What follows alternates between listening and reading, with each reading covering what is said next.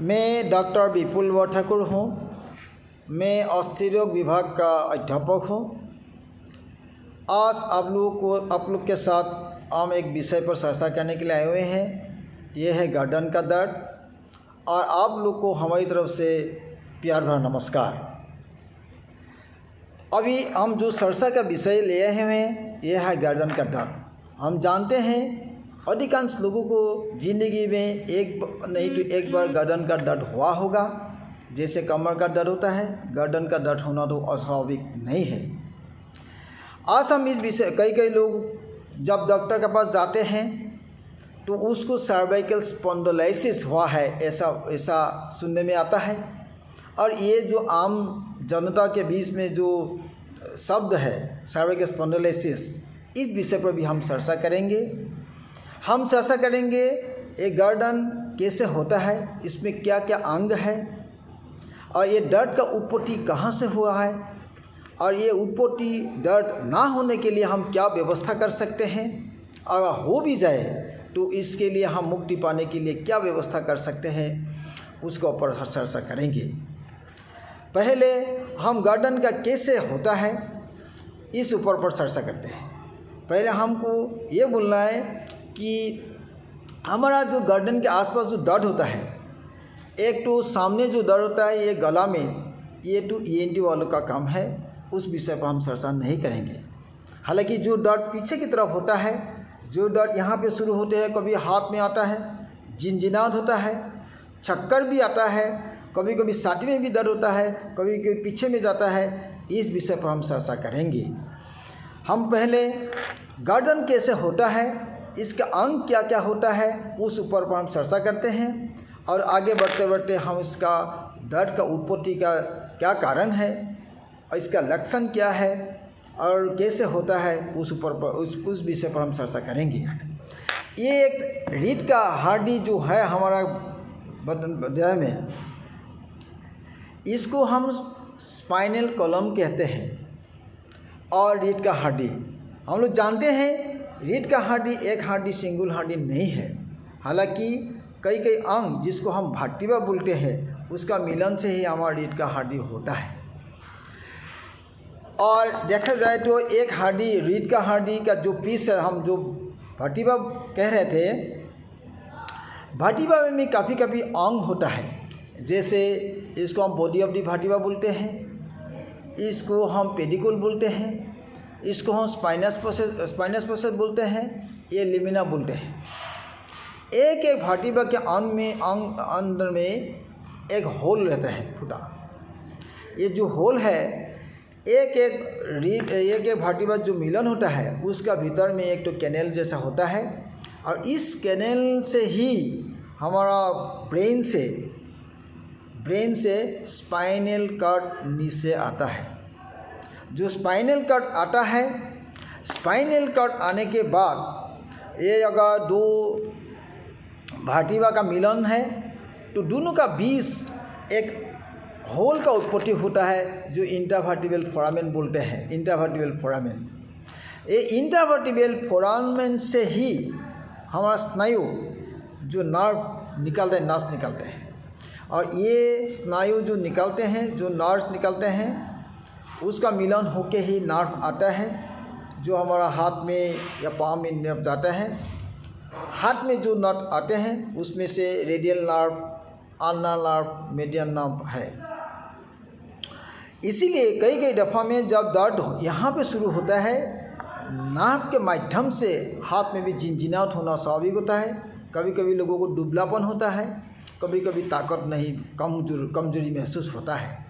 ये इस समस्या के कारण से ही ऐसा होने का स्वाभाविक होता है। अभी हम कह रहे थे दो जो वर्टिब्रा होता है उसका बीच में एक तो कुशन रहता है, जिसको हम इंट्रावर्टिब्रल डिस्क कहते हैं। इसका काम क्या है? इसका ये काम है शॉक एब्जॉर्बर। हम जानते हैं मोटरसाइकिल में हो, गाड़ी में हो, एक शॉक एब्जॉर्बर रहता है। ये shock absorber shock to absorb कहते हैं, गाड़ी को कष्ट नहीं देते हैं, मोटरसाइकिल को बचाते हैं।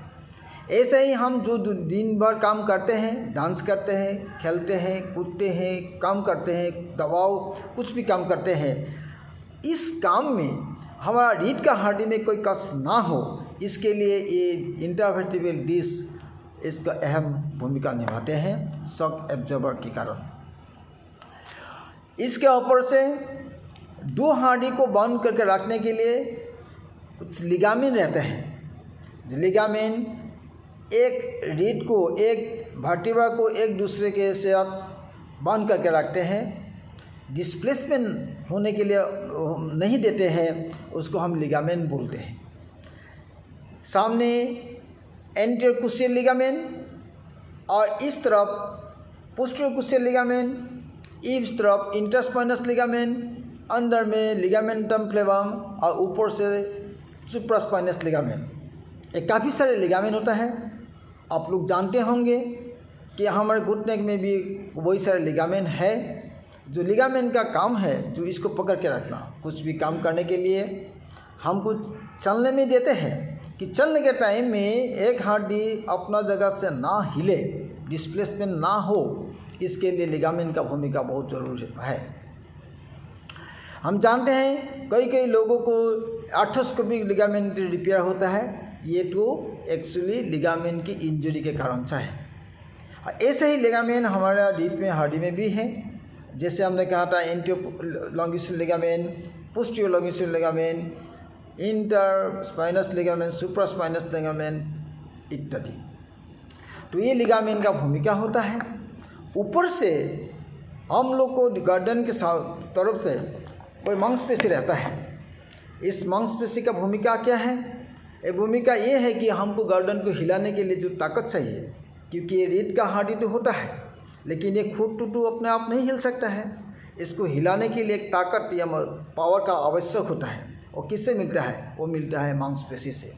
जैसे हमने सामने झुका है, पीछे की तरफ क्या है, दाहिना मुड़ के या बाएं मुड़ के देखा है, ये सब काम संभव होता है क्योंकि मांसपेशी से इसको काम बनता है। ऊपर से मांसपेशी से इसको सपोर्ट भी मिलता है ताकि अपना जगह से ना हिले, काम के लिए सहायक हो, और ऊपर से हमको एक स्थिर करके रखने के लिए एक ताकत भी हो। तो ये हो गया है हमारा गर्दन का स्थिति। तो ये vertebra, intervertebral disc, different ligaments और मांसपेशी, इस मेल के गर्दन का। अभी हम जो दर्द के बारे में चर्चा करेंगे, ये दर्द किसी भी अंग से आ सकते हैं। हमने जैसे कहा था कि इंटरवर्टिब्रल डिस्क अधिकांश समय में दर्द का कारण होता है। यह भी बात सच है कि कई दफ़ा में बाकी जगह से ही, लिगामेंट से भी हो, मांसपेशी में भी हो, या वर्टिब्रा जो है उससे भी दर्द का उत्पत्ति होने का गुंजाइश रहता है। हालांकि ये भी बात सच है कि अधिकांश समय में वर्टिब्रल डिस्क के कारण, इंटरवर्टिब्रल डिस्क ही मुख्य कारण होता है। तो ये डिस्क से क्या हमारा समस्या होता है? हम कहते हैं इंटरवर्टिब्रल डिस्क डिस्प्लेसमेंट। इसका मतलब क्या है? अधिकांश समय में इसमें दबाव जो पड़ते हैं तो ये डिस्क कभी कभी अपना जगह से हिल जाते हैं। ये डिस्क हिलने से क्या होता है? हिलने से जो हमने कहा था, जैसे हमने चर्चा में कहे थे कि इसका बीच में हमारा स्पाइनल कॉर्ड आता है। तो ये जो डिस्क अपना जगह से हिलते हैं तो इस स्पाइनल कॉर्ड का ऊपर दबाव देते हैं, और दबाव देने के कारण से क्या होता है? दर्द का महसूस तो यहाँ पे होता है, साथों साथ कभी कभी जो नार्व का ऊपर इसको दबाव पड़ता है, यह हाथ में भी आ सकता है। कभी कभी एक आंगुल हो, कभी कभी दो आंगुल हो, कभी कभी ताकत भी हो, ये दबाव के कारण से होता है। ये समस्या अधिकांश समय में यंग जनरेशन में 20, 30, 40 इस उम्र में होता है। इससे पहले जो बच्चा लोग को होता है वो भी कभी कभी दर्द होता है, और इस दर्द का भी कुछ कारण होता है। हम देखते हैं कोई बच्चे लोग जो स्कूल जाते हैं उसका पढ़ने का तरीका अच्छा नहीं है।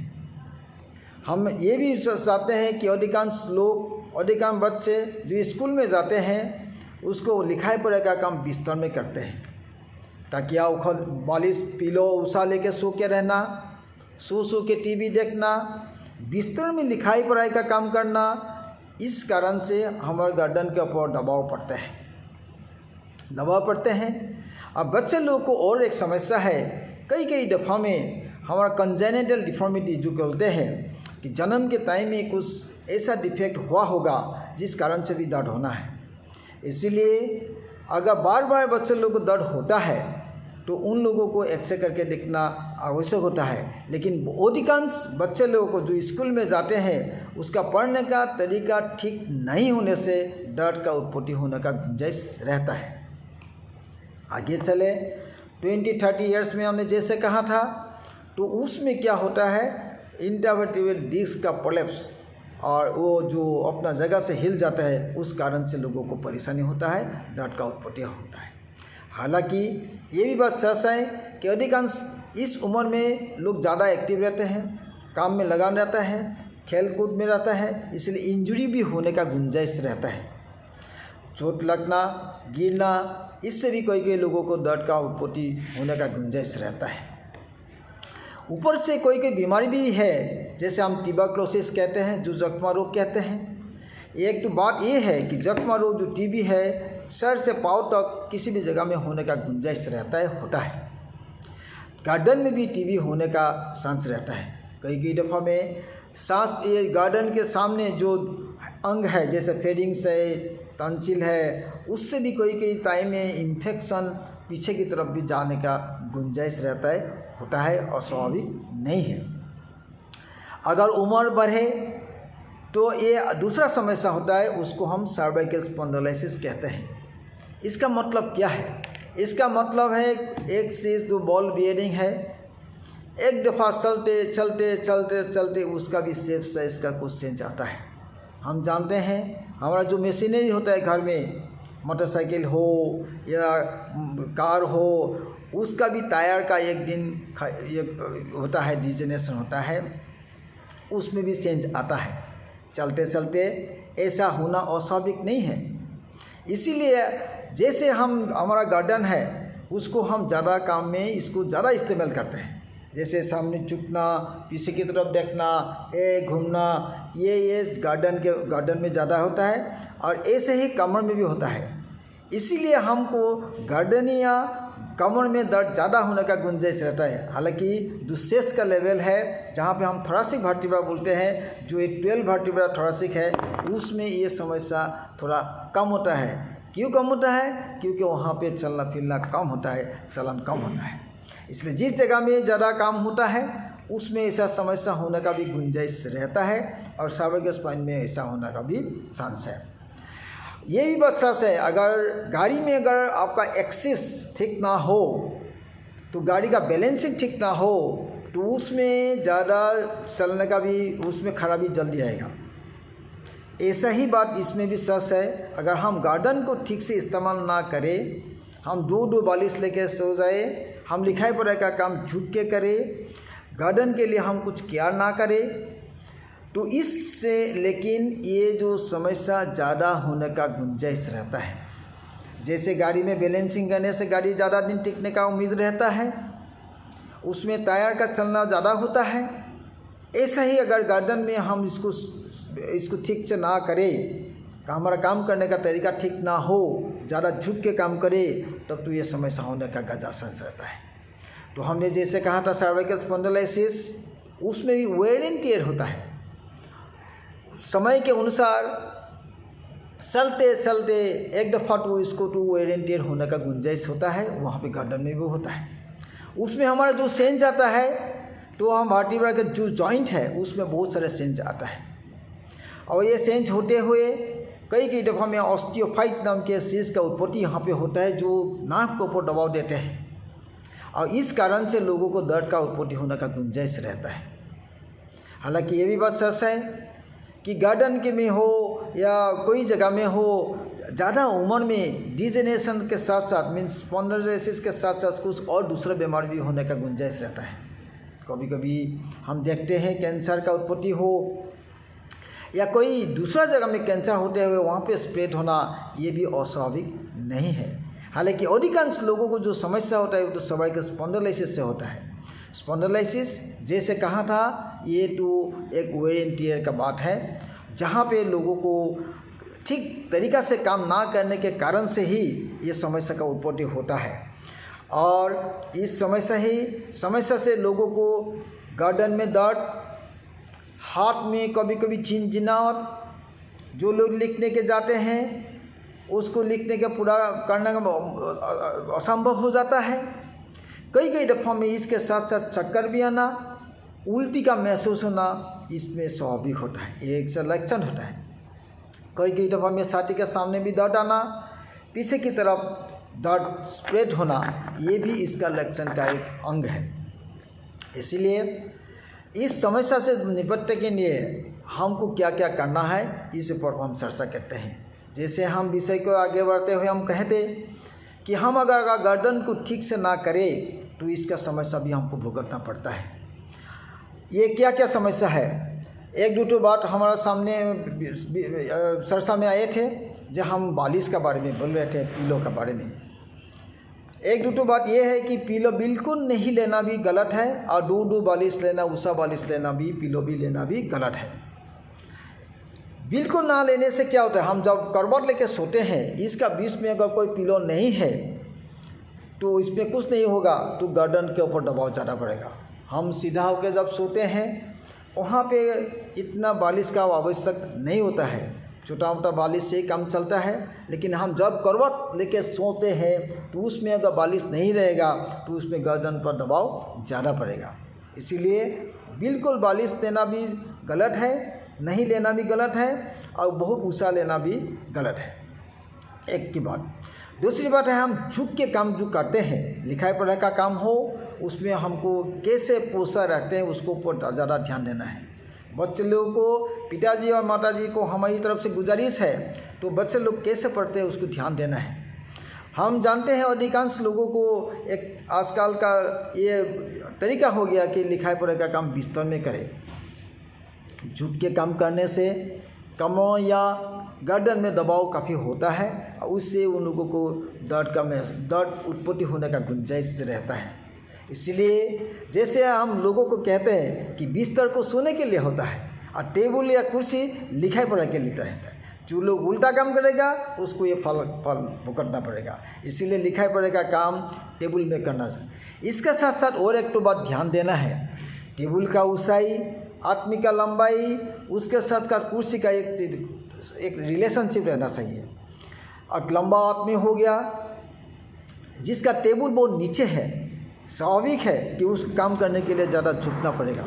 उससे अगर साल महीना अगर वो झुक के काम करे तो उसमें गर्दन पर दबाव पड़ना जरूरी है, होना स्वाभाविक है, समस्या का उत्पत्ति होने का गुंजाइश रहता है। इसीलिए टेबल का लेवल भी हमारे लिए बहुत इम्पोर्टेंट होता है। और टेबल अगर ऐसा हो, इंक्लाइन हो, जहाँ पे लिखने से हमारा गर्दन को झुकना ना पड़े, वो ज़्यादा साइंटिफिक है।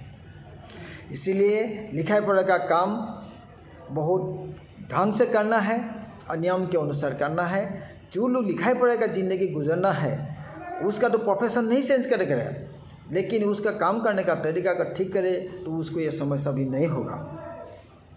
ऊपर से अगर दर्द हो तो कभी मालिश का सहारा नहीं लेना चाहिए, मालिश से समस्या का उत्पत्ति ज़्यादा होता है। इसमें हम कभी कभी सर्वाइकल कलर लगाने के लिए कहते हैं जो लोग को ज़्यादा दर्द होता है। लेकिन सबसे इम्पोर्टेंट महत्वपूर्ण बात है कि हमको थोड़ा सा एक्सरसाइज करना है। तो एक्सरसाइज किसके लिए करना है? एक्सरसाइज करना है हमारा जो मांसपेशी था, जिस विषय पर हम चर्चा कर रहे थे, उसको हम ताकतवर बनना है। हम आपको अभी दूसरा तो एक्सरसाइज दिखाएंगे जिससे शायद आप लोगों को फ़ायदा होगा। हम जैसे इसको दबाते हैं, हम सिर्फ अपना हेड को नहीं हिलाया, लेकिन इसको स्थिर करके रखा, इसको मुँह को नीचे दबाया, हाथ को ऊपर दबाया, दोनों तरफ से काम कर रहे हैं, लेकिन हिलना नहीं है। 1, ये 2, ये 3, ये 4 एक्सरसाइज बहुत सिंपल है। इससे बहुत फ़ायदेमंद होता है। इससे क्या फ़ायदा होता है? इससे एक फ़ायदा होता है कि हम सामने जब ऐसा करते हैं तो इस तरफ का जो मांसपेशी है उसको तंदुरुस्ती आता है, मजबूत होता है। पीछे की तरफ करने से पीछे की मांसपेशी में तंदुरुस्ती आता है। साइड में करने से साइड के मसल, जैसे हमका 4 पोल हो गया है, ये 4 पोल हमको खड़ा करके रखा है, इस 4 पोल को हम तंदुरुस्त में रहे तो क्या होता है कि रीढ़ का जो हड्डी होता है उसका ऊपर दबाव कम पड़ता है। तो मांसपेशी भी जब तंदुरुस्त हो तो रीढ़ का ऊपर इसका दबाव कम पड़ता है, हमारा काम करने में आसानी होता है। इसीलिए ये एक्सरसाइज सुविधा के अनुसार, इसके लिए कोई टाइम का वो नहीं है, खाना खाओ या ना खाओ, सुबह या शाम हो रात को हो, किसी भी टाइम ये एक्सरसाइज कर सकते हैं। जो लोग लिखाई पढ़ाई में घंटों लगाते हैं, बीच में अगर ये एक्सरसाइज करते हैं तो इससे बहुत फ़ायदेमंद होता है। ऊपर से अगर ये समस्या आगे बढ़े तो जिसको ये समस्या हो जाता है उसके लिए बहुत सारे चिकित्सा है। हमने जो एक्सरसाइज सिखाया एक्चुअली ये ना होने के लिए करते हैं, लेकिन जब ज़्यादा दर्द होता है इसमें एक्सरसाइज करना ठीक नहीं है, उससे समस्या कभी बढ़ सकता है। तो उस टाइम दवा खा डॉक्टर के पास जाना, उचित दवा लेना, और कभी कभी फिजियोथेरेपी का भी आवश्यक होता है। अधिकांश लोगों को रेस्ट और ये दवा से ही आराम मिलता है, लेकिन कई दफ़ा में 1-2 आदमी होता है जो 100 से 1 या 2 आदमी को जिसको अस्त्रोपचार का ऑपरेशन का भी ज़रूरत पड़ता है। यह ऑपरेशन क्या होता है, हमने जैसे कहा था कभी कभी जो डिस्क बोला है, जो डिस्क इंडिविजुअल डिस्क है जो अपना जगह से हिल जाता है, हिल के जो नाक के ऊपर दबाव देते हैं, अगर ये दबाव बहुत ज़्यादा हो गया है तो भी दांत का हाथ काम करना बंद कर देते हैं। इस स्थिति में ऑपरेशन करके उस डिस्क को निकालना ज़रूरी होता है। कई दफ़ा में आर्टिफिशियल डिस्क भी आता है जिसको वहाँ पे लगाना ज़रूरी होता है, नहीं तो प्लेट लगा के उसको फिक्स करना आवश्यक होता है। कई दफ़ा में जो सर्वाइकल स्पॉन्डिलोसिस होता है उससे क्या होता है, हमने जैसे कहा था एक वर्टिब्रा के अंदर में जो होल होता है उसमें से नाव होता है। हमने जैसे कहा था कि ये जो ऑस्टियोफाइट होता है जो वेट एंड टेयर के कारण से बनता है, उससे नाक के ऊपर बहुत दबाव होता है। अगर बहुत जगह में ऐसा दबाव हो गया तो हाथ पाँव में कमजोरी आता है, खून चालू कम होता है, लोगों को चलने में दिक्कत होता है। इसको हम कंप्रेसिव सर्वाइकल माइलोपैथी कहते हैं। कंप्रेसिव सर्वाइकल माइलोपैथी मतलब नाक के ऊपर दबाव हो गया है, जैसे एक पानी का पाइप है जिसका ऊपर हमने कुछ दबाव दे दिया है, स्वाभाविक है कि आगे पानी जिस तरफ से जाना चाहिए था ऐसा जाना नामुमकिन होता है। इस स्थिति में क्या करना पड़ेगा, इस स्थिति में जो पाइप का ऊपर जो दबाव है उसको निकालना पड़ेगा ताकि आपका पानी का फ्लो स्वाभाविक हो। ऐसा ही ऑपरेशन का कभी कभी ज़रूरत पड़ता है सर्वाइकल स्पॉन्डिलोसिस में, जिसको हम वो ऑपरेशन करके खून जैसे हम दबाव को मुक्ति देते हैं पानी के पाइप के ऊपर, इस तरफ से ऑपरेशन का भी ज़रूरत पड़ता है।